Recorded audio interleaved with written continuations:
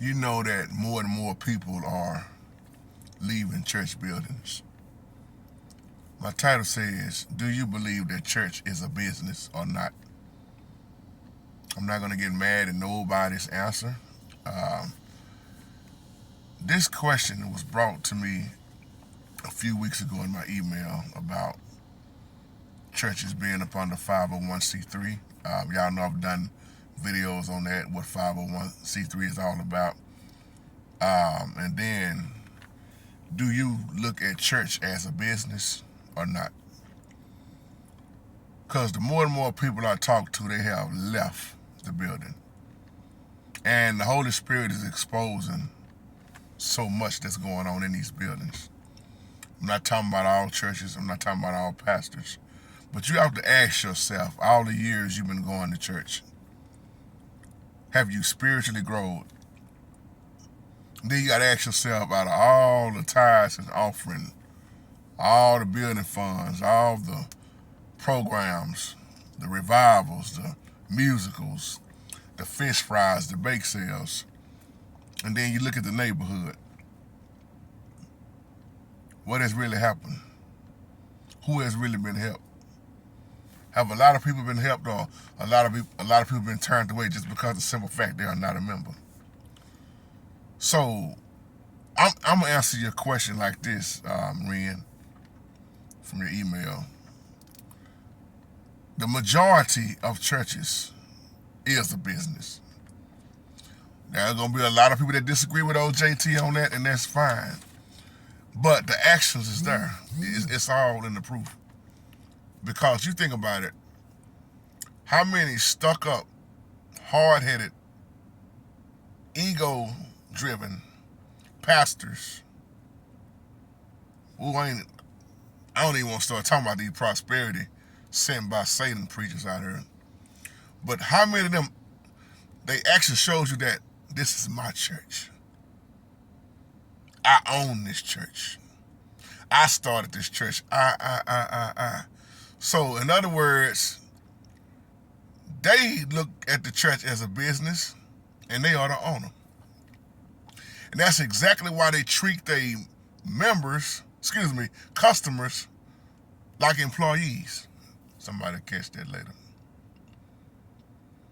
This is why you got so many begging prosperity preachers out here. Oh, I hope they let this video go through. It's all about the money. Now the question is it biblical to go 501c3? You're going to get a great argument with that. Do you really need 501c3? Then you have to look at the church you in and see, does it operate biblically? See, when you have one of these pastors who act like the church is theirs and they are a business owner of the church, they own it, they're not teaching stewardship. I just said this on a live chat not too long ago about how they always teaching tithes and offering, mainly tithes, but not teaching their members how to be a steward. Not teaching you what to do and how to store up for yourself. I asked the question in the live chat, if a church had to survive off of an annual tithe, could they make it? Could they truly make it? How many churches out here actually teach first fruit offering? See, it's amazing to me how so many churches and these pastors that do this, notice I'm saying that do this, they always want to talk about tithe, sow a seed.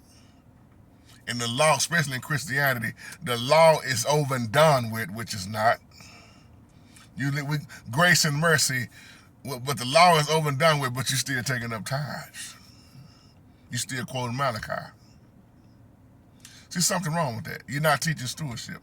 How do you teach tithe but don't teach stewardship? You know, religion in the U.S. is up to about $1.2 trillion. That's why a lot of people call it an industry. the gospel industry. How many times for years on here I've been saying church is a business. Religion is a business. War is business. Prison is business. You name it, it's all about the dollar. You think about that though, 1.2 trillion industry now for church. This is why you see more, and let me speak up for my older saints in this video. This is why the older saints, they don't care about all these lights flashing. They don't care about this new age style of church. See, now the emphasis is put so much on the building that it's done really turned a lot of folks away. Because you don't know if you're at church or at the club. As a matter of fact, when you think about it, a lot of churches offer the same thing now that the club do. JT, don't you say that. Why not? Look how the women dress. I'm not talking about all women. Matter of fact, you bet some of these churches, you cheaper coming out at the club than you is at the church. I remember one church I went to, they was taking up money in the parking lot. And then they took up 3 more offerings on their side. Just the other day I was invited to this church. Shouldn't even went. The pastor gets up there with that mess. See, one thing I can't stand is mess like that. The Most High does not send begging pastors to the pulpit. First of all, you don't know what everybody's situation is. You don't know what they gave, what they can do, what they can't do. But then you get up there in the microphone and you just go on and on and on and on, telling the musicians to keep playing. You got a certain goal to reach. Then when you reach that goal, it ain't enough. So you raise the bar up to another goal, that ain't enough. And you keep going and going and going. Man, sit down somewhere. Can't stand them type of pastors. Come on, y'all, we can do better than that. God is in this. No, he not. Well, Satan, you right, God is in it. That satanic God is in it. They always use the Bible to beat folks over the head with. So when you ask me, I'm always say, man, the majority of the churches that I know it's a business. It operates like a business. This is why many people in leadership don't know their position. That's why half of these deacons are out of order. They think they run the church. First of all, if you got a building, whose building is it? How did our Savior look at it? See, people hate when I talk like this, but you have to ask yourself once again why you think so many people coming out the building. There are good reasons why people are walking out these buildings. I hate when these pastors preach on, man, they left my church, man, because it didn't sit well with them, man, because I was taking up all this money, man, and then such and such over there, man. Yeah, we got a lot of problems in the church. See, people will stand with you more if you address the problems. Real folks ain't finna sit around that mess. And then y'all always crying, we ain't got no men in the church, the men. Well, look at the type of men you got in there. I ain't talking about all men. Real men ain't trying to be around them spirits. You know what I'm talking about?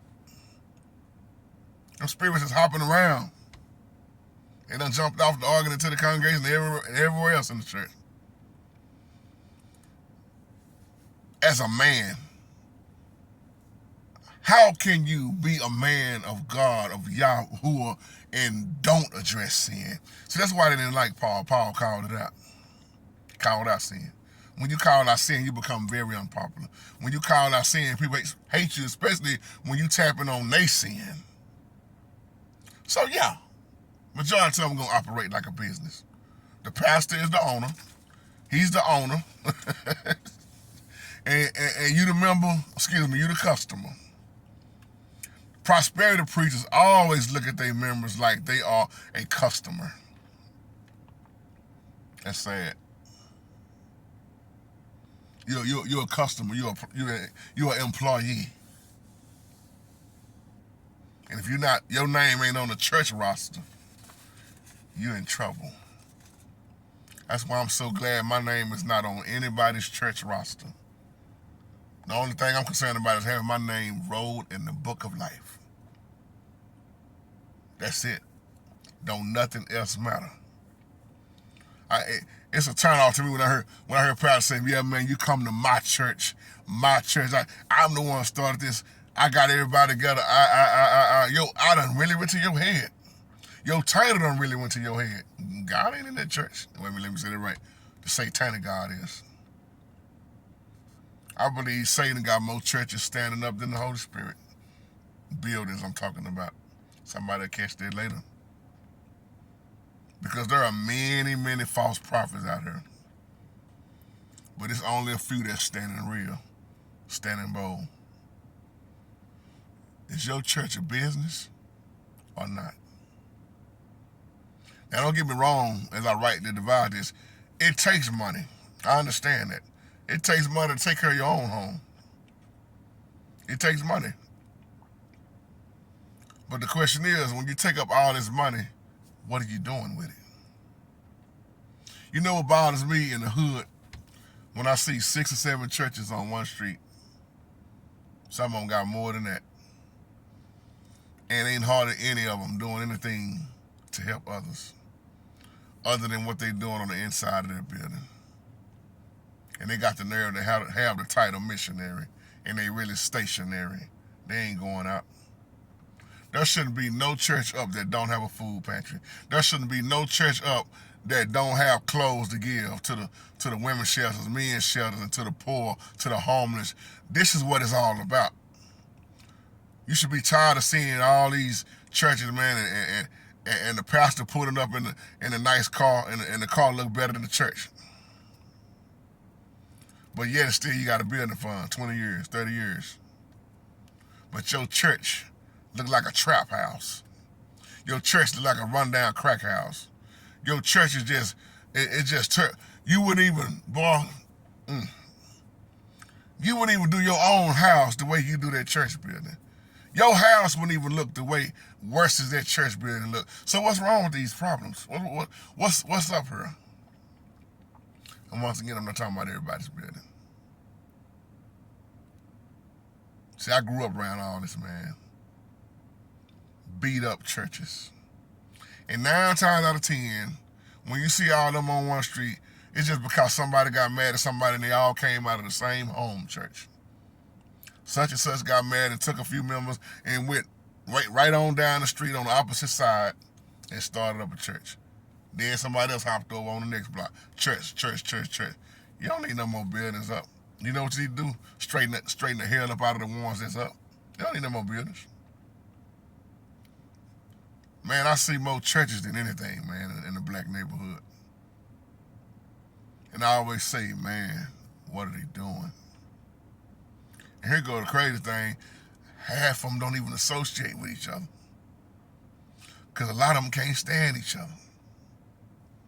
How is it that you've been on the same street and your pastor and that pastor ain't never got together unless it's a funeral? Most preachers will come together unless it's a funeral. Or unless somebody else get murdered out here, they're going to call on Al Sharpton. Call Al and Jesse. You ought to be tired of the same old stuff. It gets so political. This is what's wrong with a lot of these churches. You got all these political preachers now. So when I start talking about business, 501c3, go look at my old video. And you wonder why I speak the way I speak and why I always pay attention to what's going on. I'm always looking at what's going on. I'm awake, y'all. And this stuff been going on so long. And like I say, too many churches operate more as a business. How do I know? Because I deal with a lot of pastors. My phone is always ringing. As a musician, Jay, man, I'm trying to start up a church. Here we go again. I'm trying to start. Most pastors, they will tell you they got to get a building, a new building. The average pastor that I know will focus on the building and not the body. Because they believe if they get the building first, get the musicians in there, the church gonna take off. Which is a good way why I see they look at it, because music draws. But how many times have you seen the music draw people in, but they still leave? Because that's what music does.